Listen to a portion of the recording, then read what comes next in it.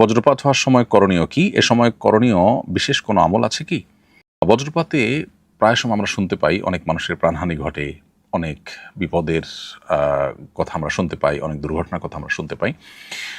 বজ্রপাতের সময় একজন ইমানদারের দুটি করণীয়ের কথা আমরা বলব। প্রথম করণীয় হলো সর্বোচ্চ সতর্ক থাকা, যাতে করে তিনি কোনো বিপদের মুখোমুখি না হন, আকস্মিক মৃত্যুর মুখোমুখি যেন না হন।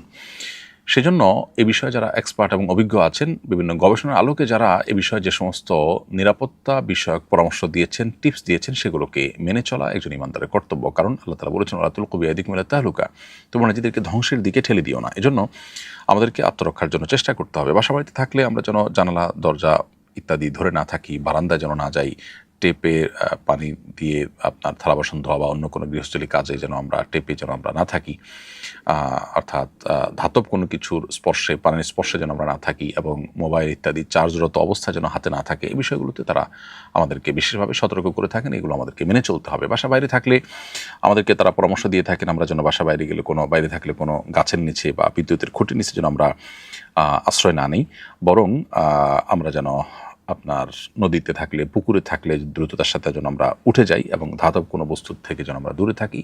আর সাধারণ অবস্থায় থাকলে যদি কোথাও ছাদের নিচে বা গাড়িতে আশ্রয় নেওয়ার সুযোগ থাকে সেটি নেওয়া, আর যদি না নেওয়ার সুযোগ থাকে তাহলে সেক্ষেত্রে বসে গিয়ে কানে আঙ্গুল দিয়ে থাকার জন্য তারা পরামর্শ দিয়ে থাকেন।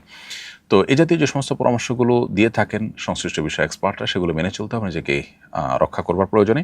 সেই সাথে একজন ইমানদার তিনি সর্বাবস্থায় আল্লাহ তাআলা স্মরণ করবেন। একটা আসন্ন বিপদ এর শঙ্কা যখন তার হবে, তখন তিনি আল্লাহর স্মরণ করবেন, আল্লাহর আশ্রয় প্রার্থনা করবেন, আল্লাহর কাছে সাহায্য চাইবেন।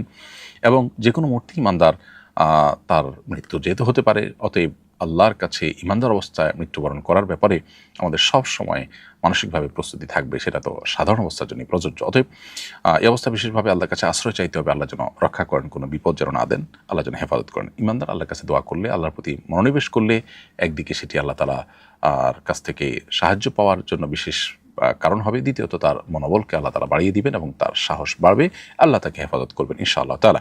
কোনো কারণে তার মৃত্যু হলেও সেটি আল্লাহর স্মরণরত অবস্থায় ইমানদারের মৃত্যু হলো, যেটি আরেকটি সৌভাগ্যের কারণ।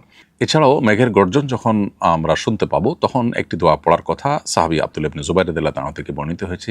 ইমাম বুখারী রাহিমাহুল্লাহ আল আদাবুল মুফরাদে এটি উল্লেখ করেছেন। তিনি মূলত একটি তাসবিহ, আল্লাহর পবিত্রতা জ্ঞাপন করতেন। যখন মেঘের গর্জন শোনা যেত, অন্য কথাবার্তা বন্ধ করে আল্লাহর দিকে মনোনিবেশ করে তিনি বলতেন, সুবহানাল্লাযী ইউসাব্বিহুর রাউদু বিহামদিহি ওয়াল মালাইকাতু মিন খিফাতিহি। অতএব মেঘের গর্জন হলে আমরা এটি পড়তে পারি।